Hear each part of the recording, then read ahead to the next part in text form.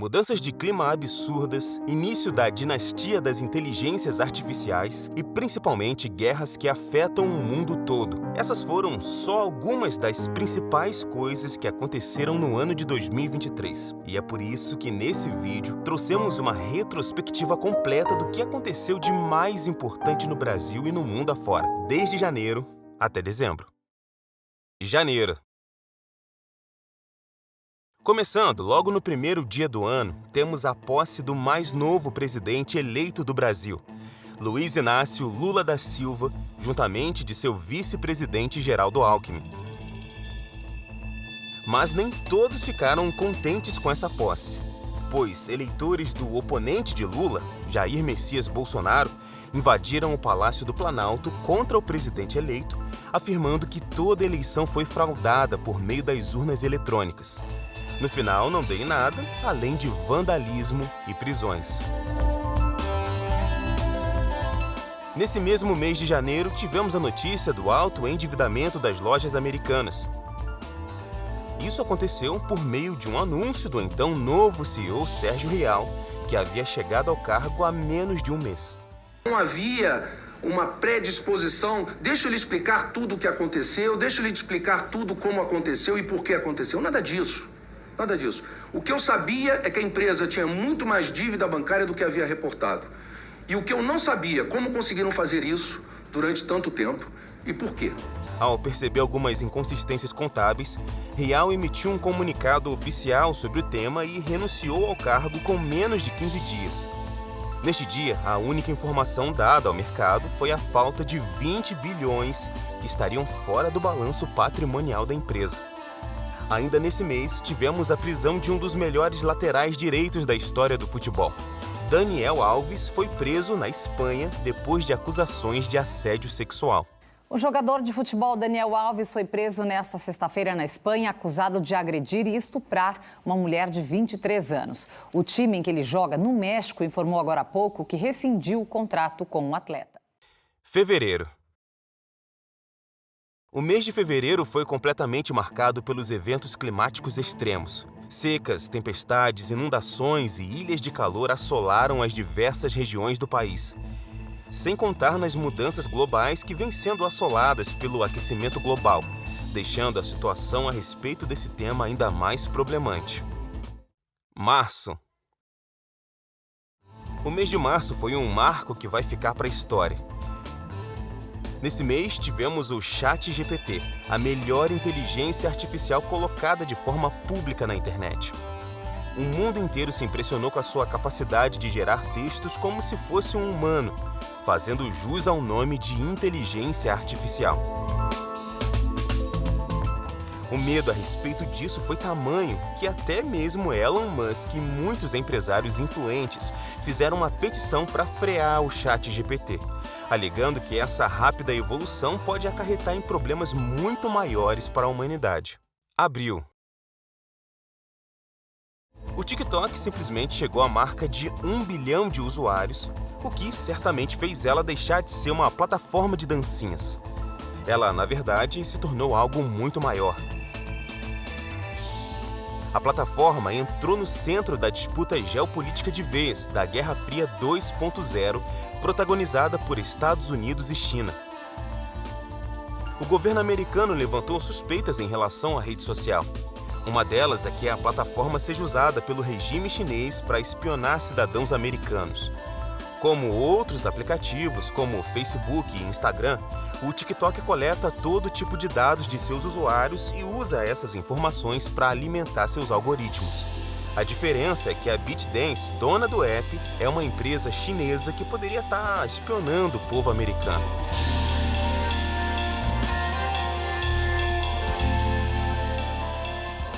E quem aí se lembra dos ataques que nunca aconteceram nas escolas? No mês de abril, as escolas de todo o país estavam sob suspeita de um possível massacre nas escolas. Ameaças de massacre contra escolas têm se espalhado pelo Brasil e assustado alunos, professores e pais. E é difícil achar os culpados. O que geralmente é uma brincadeira de mau gosto mobiliza a polícia e o poder público, além de atrapalhar o andamento das aulas. Inúmeros vídeos na internet estavam marcando o dia para fazerem um massacre. E em meio a essa tensão nacional, o governo ordenou que as redes sociais apagassem qualquer conteúdo relacionado a isso. Maio. E em maio, o terror das inteligências artificiais continuam assustando o mundo. Apesar de muitos pedirem uma regulamentação acima disso, estudos apontam que a inteligência artificial pode ajudar a detectar o câncer muito antes do comum, além de reduzir o desperdício de energia e aumentar a produtividade no trabalho. Nesse mesmo mês, tivemos o fatídico caso de racismo de Vinícius Júnior, atuando pelo Real Madrid.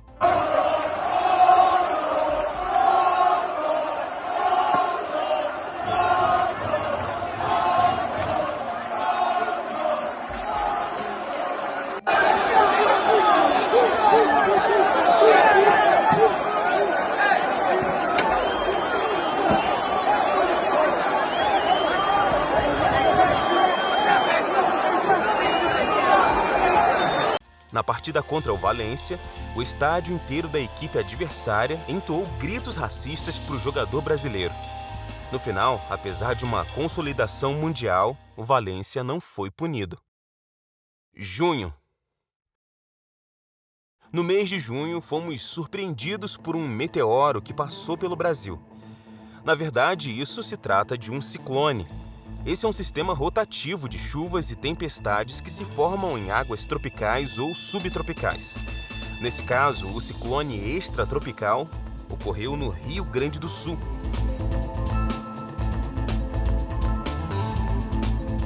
No dia 19 de junho, moradores de Minas Gerais, São Paulo e Goiás relatam nas redes sociais a observação de um meteoro nessas regiões durante a noite.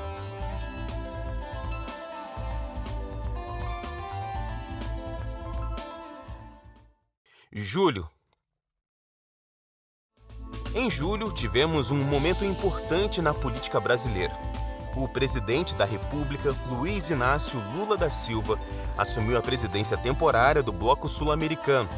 Em seu discurso, Lula enfatizou a importância da união entre os países vizinhos como uma estratégia efetiva para enfrentar os desafios contemporâneos.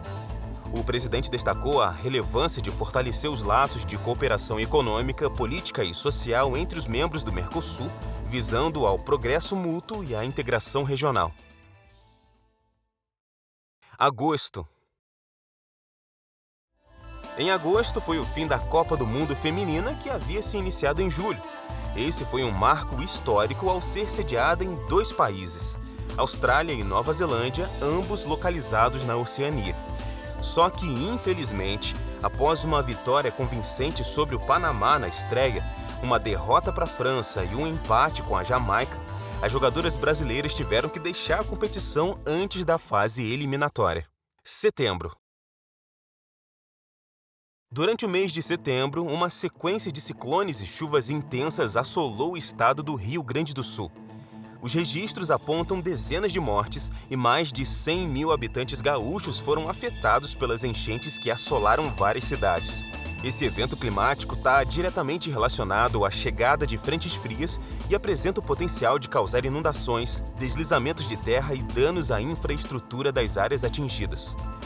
Também tivemos um episódio de calor intenso que elevou consideravelmente as temperaturas em mais de 10 estados brasileiros neste mês.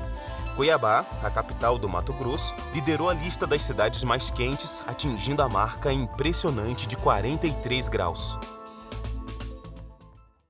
Outubro. Em outubro, temos o início do pior momento desse ano, a guerra entre Israel e Palestina. Há décadas, ambos vivem lutando por territórios, mas nesse ano de 2023, as coisas chegaram a ter um impacto global. Eles vinham tentando negociar, mas com todos esses impasses negativos na negociação de ambos, fez com que a gente chegasse nesse estado atual.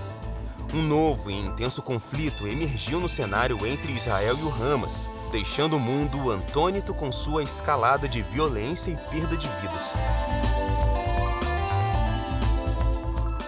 O estopim desse conflito recente foi o ataque contra Israel em 7 de outubro, marcando uma das ações mais graves da história do conflito. Esses ataques envolveram operações por mar, ar e terra, atingindo não apenas alvos militares, mas também o público, incluindo um festival de música, e resultaram no sequestro de reféns, deixando centenas de civis israelenses mortos e feridos. O conflito também causou ferimentos em mais de 18 mil pessoas, com a maioria dos afetados sendo palestinos. Além disso, mais de 1 milhão de pessoas tiveram que abandonar suas casas devido à escalada da violência.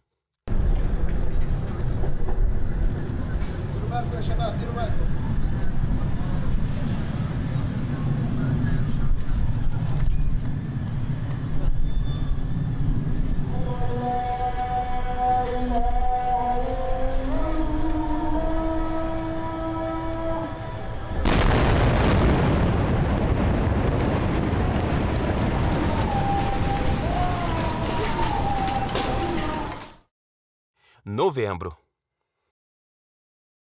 Em 16 de novembro, o Rio de Janeiro registrou seu dia mais quente do ano, atingindo 40,6 graus.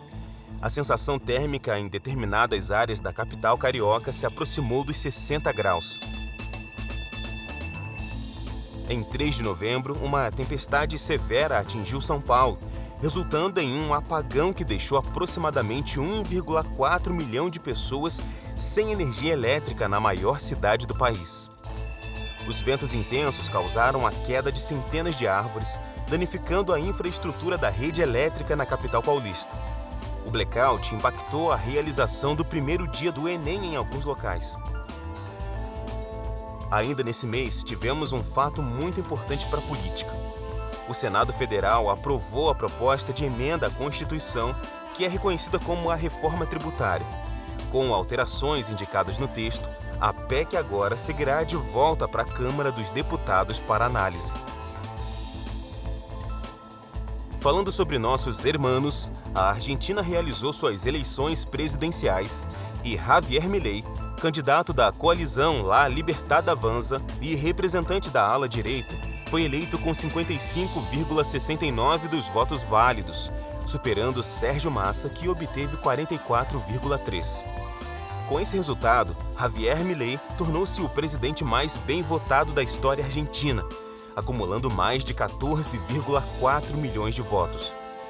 O conflito entre Israel e Palestina completou um mês em 7 de novembro. Em outubro, o Grupo Hamas, uma organização política palestina, disparou cerca de 5 mil foguetes contra Israel. Em 21 de novembro, foi acordada uma trégua temporária entre o Hamas e Israel, resultando na libertação de dezenas de reféns. No entanto, no quinto dia da trégua, em 28 de novembro, ocorreram confrontos entre Hamas e Israel. Até o momento, estima-se que cerca de 14.800 pessoas tenham perdido a vida no decorrer desse conflito. Dezembro. Chegando ao final do ano, temos o fim dos campeonatos nacionais. O Palmeiras, depois de aproveitar a queda do Botafogo, foi campeão brasileiro da competição mais ganha que já tinha se visto. Sem contar que tivemos um ano histórico para o time do Rei do Futebol. Justamente na edição que homenageia o maior jogador de todos os tempos, o Santos caiu para a segunda divisão do Campeonato Brasileiro pela primeira vez. Já o Fluminense, mesmo após vencer a Libertadores de forma inédita, foi para o Mundial e até chegou na final. Mas infelizmente não conseguiu bater de frente com um time comandado por Pepe Guardiola.